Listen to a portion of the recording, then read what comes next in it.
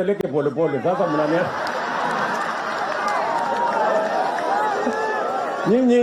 nyinyi mnaniendesha kama gari ya miraa. Unajua vile gari ya miraa inaendeshwa mbio? Mnipeleke pole pole.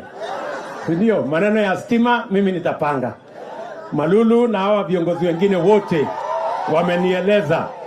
Ndio, wamenieleza kuhusu mambo ya stima. Na hata kuna mahali nilikuja kuanzisha hapa, wale watu wa handshake wakaharibu. So tutairudisha sasa, tuikuje tuipangie vizuri.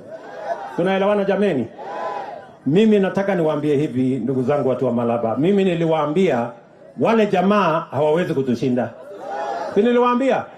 Niliwaambia ule jamaa nitampeleka nyumbani asubuhi na mapema. Si alitembea? Si alitembea? Sasa mimi nataka niwaeleze. Sasa wanataka kutuletea kisirani. Ndio hawa wanatuuliza sijui saba. Wanatuuliza sijui nini.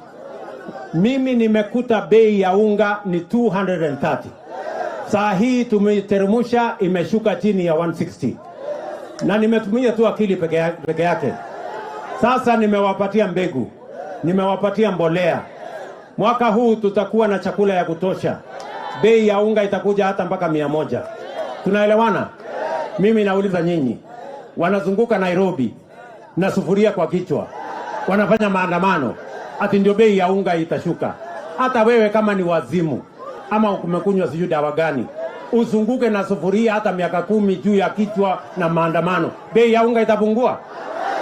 Watu wasipoenda shambani kulima, bei ya unga itashuka? Hawa watu ni mafala ama si mafala? Ama hawa watu ni bure kabisa.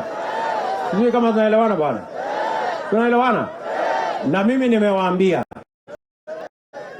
Mimi niliwaambia wiki hiyo ingine.